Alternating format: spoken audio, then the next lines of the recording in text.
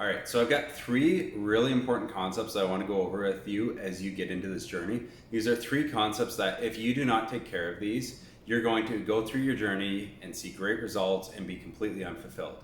Or you might go through your journey and struggle the entire way. Or you might go through your journey, get great results, and then completely fail to sustain them.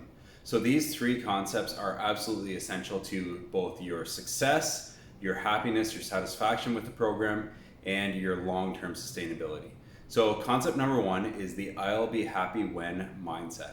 So we say, okay, when I lose this 20 pounds, when I lose this 5 pounds, when I build this muscle, when I get this job, anything in life, when I do this one thing, I'm gonna be happy then. That's the thing that's gonna make me happy. And the truth is, we actually need to focus more on the journey and being happy through the journey. If you are not happy throughout the entire journey, you're not going to be happy when you get to your goal. It's something we saw firsthand when Rachel first got into shape. She was 22, she was working out every day, twice a day. She was actually laid off from work, so she literally had nothing else to do but work out, eat healthy, sleep 9.5 hours. Genetics in her favor, she's young, everything going well for her. And she thought she still had weight to lose. She thought she still wasn't good enough. And so this whole idea of like, I'll be happy when, it doesn't work if you don't take care of the self-compassion pieces of the body image pieces. Reach out to us if you're noticing some of these thoughts where you say like, okay, I'm gonna be happy when I get to this. It's not the truth. You can have that goal. It's important to have goals. There's satisfaction that comes from setting a goal and doing it, but we also need to be working on being happy throughout the journey. We can't just be focused on that end goal. So that's number one. Number two is a negativity bias. This is where we think we're not good enough. The things we're doing aren't good enough. The results we're not getting, or that we are getting, are not good enough. Nothing we do is good enough, and we're obsessively focused on the negative things. This actually kind of goes with a lot of body image stuff. We're looking at that one spot in our abdomen, or that one spot on our thighs, or that one spot under the arms or on our arms that's not good enough. And we're overly obsessively focused on this one thing that's not good, instead of looking at all of the other things that are good. There is no reason to focus more on that negative thing than the positive thing. So one of our concepts we talk about, mental thought control, I want you using that mental thought control to redirect those thoughts from that negative thing to something that's great about yourself. And for some of you, this is going to be really hard up front, but it's absolutely critical. This is one of the most important parts of the entire program, because if you don't retrain this, you're going to get all the results you wanted and you're still not going to be happy. So what's the point?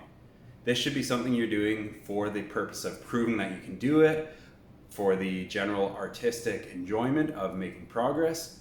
There are lots of good reasons to do it, but it's not to make you happier when you get to that goal, because if you're not happy now, you won't be happy then. So one of our big goals through this program is actually to learn to be happy throughout the journey, to focus on the things that are going well and not to get hung up on the things that are not going well. So that negativity bias, we've had people in this program who have literally had the best results of anyone in the program, and they were the ones that were unhappy with their progress because they had this mindset block. And then we have somebody else who's got the proper mindset. They're seeing a normal rate of progress, but not insane, and they're happy because they're focused on the process, they're learning, they're enjoying, they're all excited about everything they're progressing on because they're focusing on the things that are progressing, not on the one or two things that aren't going as fast as they'd like or at this obscenely, unrealistically high level. So get rid of that negativity bias, watch out for it, especially week 3 or 4. It's a big thing that happens. So keep an eye out for that, watch out for it, and eliminate it when it happens. Bring it up to us so we can help coach you through it when it happens. And then finally, we've got our I'll be happy when, we've got our negativity bias. And then number 3 is irrational optimism. We talk about irrational future optimism quite often, but there's also just a generalized version of irrational optimism where you basically have this expectation that, okay, this thing that I'm doing, I love it, it's amazing, I'm gonna stick with it forever. And inevitably, everybody goes off track at some point. Life comes up, we get into a different social circle, stuff is gonna go wrong. In week 5, you'll see us talk about the drift. And this concept of the drift is basically where we get taken off track by life. You're driving your car, you take your hands off the wheel, it's gonna start drifting and you have to grab back on the steering wheel, steer back on the road. And this is how that irrational optimism works. It makes us say, okay, if I take my hands off the wheel, I'm just gonna keep driving straight. This is awesome. But it's not, it's a bias. we are not going to actually keep driving straight. So we need to keep some level of attention there. We need to keep in mind that we're going to have these irrational optimistic thoughts and catch them when we do. Anytime you think something's going to be easy, it's a pretty good chance that this is the irrational optimism. Throughout this journey, like I was mentioning just a few minutes ago, week 3 and 4, they're going to be really hard. So expect that. Don't have irrational optimism that it's just going to be smooth sailing throughout. Likewise, at the end of the program, you might think you're just going to stick with it. Chances are, especially if you don't keep up the accountability, you're going to really struggle for a period, and it's going to take a lot of work to get yourself back on track. And that's okay. That's part of the journey, but make sure that you don't have that irrational optimism in place. The biggest fault that we have is thinking everything's going to be fine instead of seeing all the possible issues. Now, like I talked about with the negativity bias, which is almost the opposite, we also don't want to just look at all the problems and make ourselves hopeless. So it's a fine balance between these two, but try to get yourself in that headspace where it's like, it's going to be really freaking hard, but I'm going to love it. It's going to be amazing. Have that balance of the two, and you're set up for a really good situation.